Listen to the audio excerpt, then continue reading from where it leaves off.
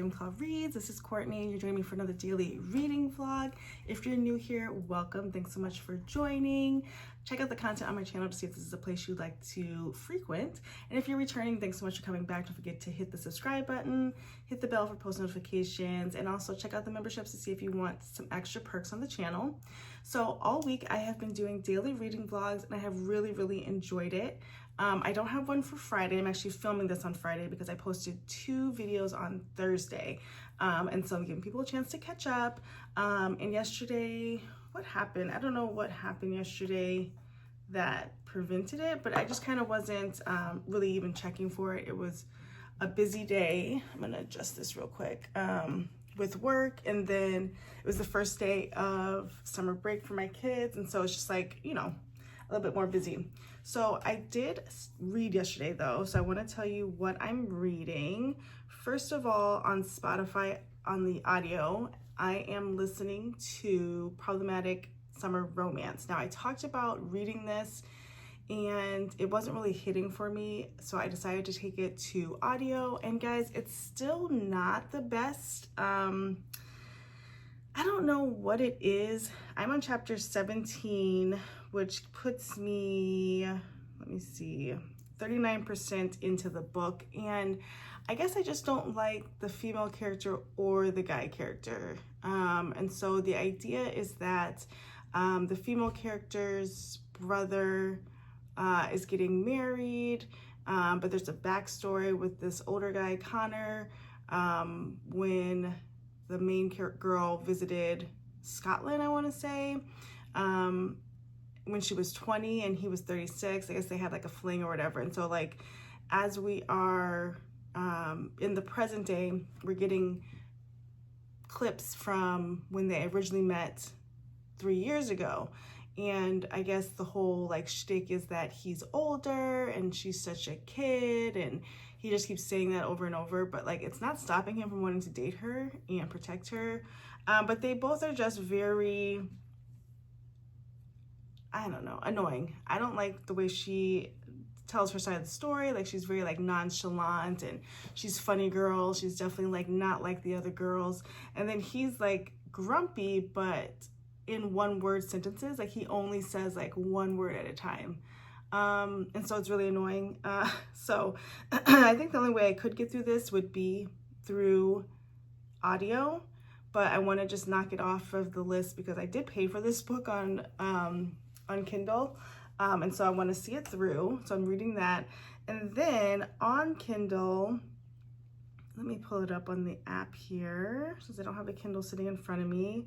Okay, I'm reading Julie Chan is Dead, and I am loving this book. Okay, so last night, it was funny, my husband asked me what I was reading and what genre it was, and I was like, you know what, I don't even know what genre this is. Maybe psychological thriller. This book follows Julie and Chloe, who are twins. They were not separated at birth, but they were separated at a young age. And Chloe was adopted by a white family. They're both Asian. She was adopted by a rich white family and has lived that life. And Julie went to her aunt's and was raised by her aunt. Her aunt did not have a lot of money, so Julie it's like Julie grew up poor, Chloe grew up rich and well taken care of. And so Chloe and Julie have not had much interaction, but out of the blue, Chloe reaches out to Julie to connect or reconnect. Chloe is an influencer. She's big on all of the platforms, and she ends up doing a video in which she reunites with her twin, but it's really done excuse me, solely for the purposes of getting views. And so Julie is pretty hurt and she's just like living her life. She knows like her life is not the best. She's just going on with it.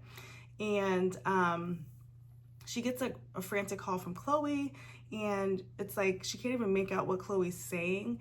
And so she tries to call her back. There's no answer. She goes a couple of days, still hasn't heard from her, and she decides to go to New York to see what's going on with her. Now, Julie doesn't have much going on at home. She works at a grocery store, which there's nothing wrong with that, but it's not her ideal place right now.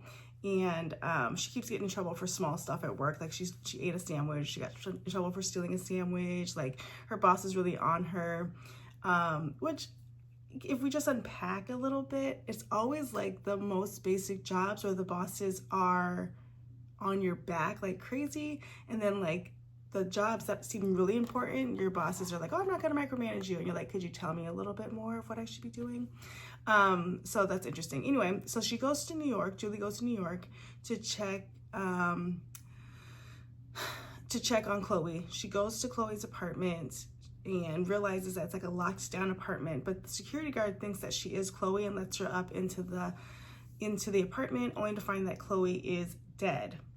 Now, Julie's the only person who knows that Chloe's dead, and initially she is obviously frantic, calls the police to come, and as she's waiting for the police to come, she's kind of like, you know, this is kind of a nice setup, and the security guard didn't think that I was Julie, she thought I was Chloe, and she's like, no, this is horrible.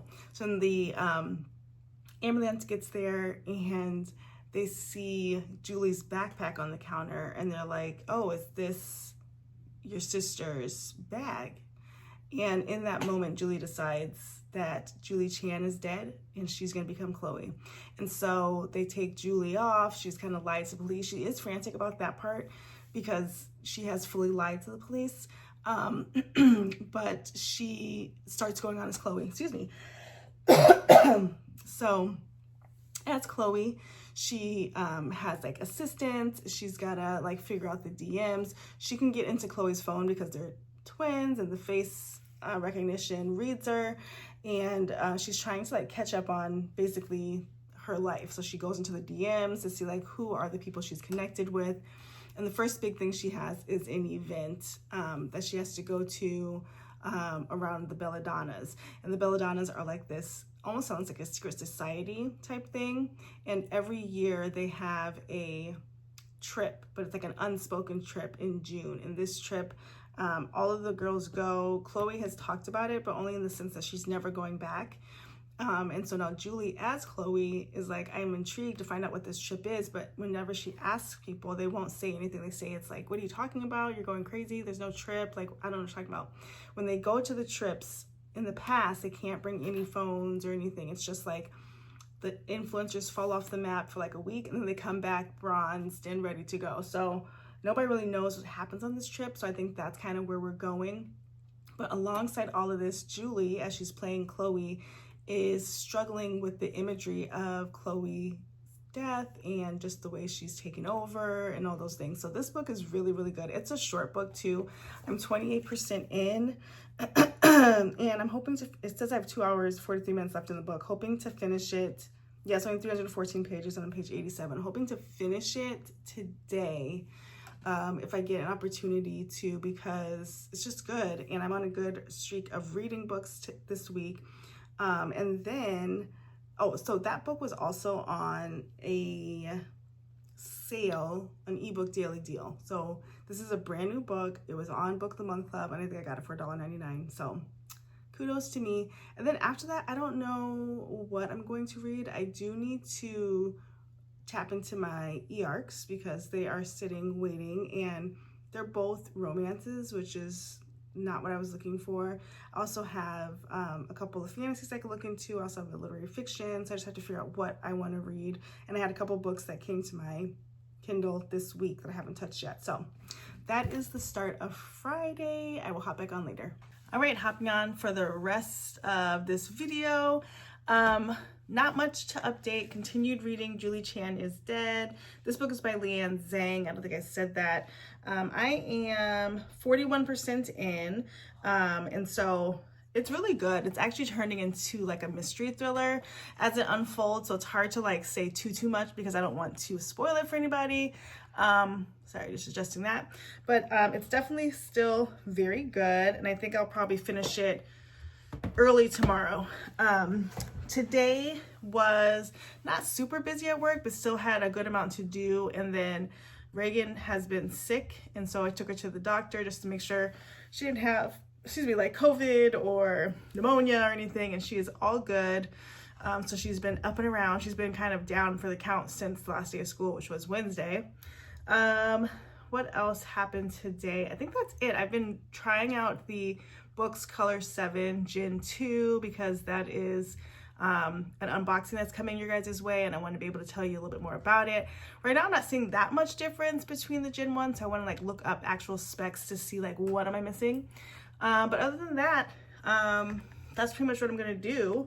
I did get a couple of books. Okay, so a couple of my Libby holds came in. It's funny because I was listening to a different person that I follow, and they had talked about this book, All the Sinners Bleed, and the way they described it, it sounded really, really good. And now I'm looking up the synopsis, and I'm like, absolutely not. It's just not the type of book for me.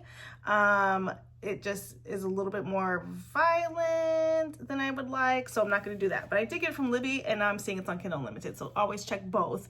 And then I also had on hold Babysitter's Club number 84, which is Dawn and the School Spirit War, which I've already read. I thought it was pretty interesting, but I will reread that and then move on to, I probably want to read this weekend Death Row, because it's a short novella, and then jump into another literary fiction of some kind. I have a few, and then on my Kobo I do have one of my e-arcs loaded so I could read before bed. So that's kind of what is going on tonight. Like I said, I'm going to finish reading Julie Chan is Dead, edit this and put it up, and that's about it. So thanks so much for watching. Don't forget to like, comment, and subscribe. Come back for another daily vlog, and some other videos coming out. See you guys later. Bye.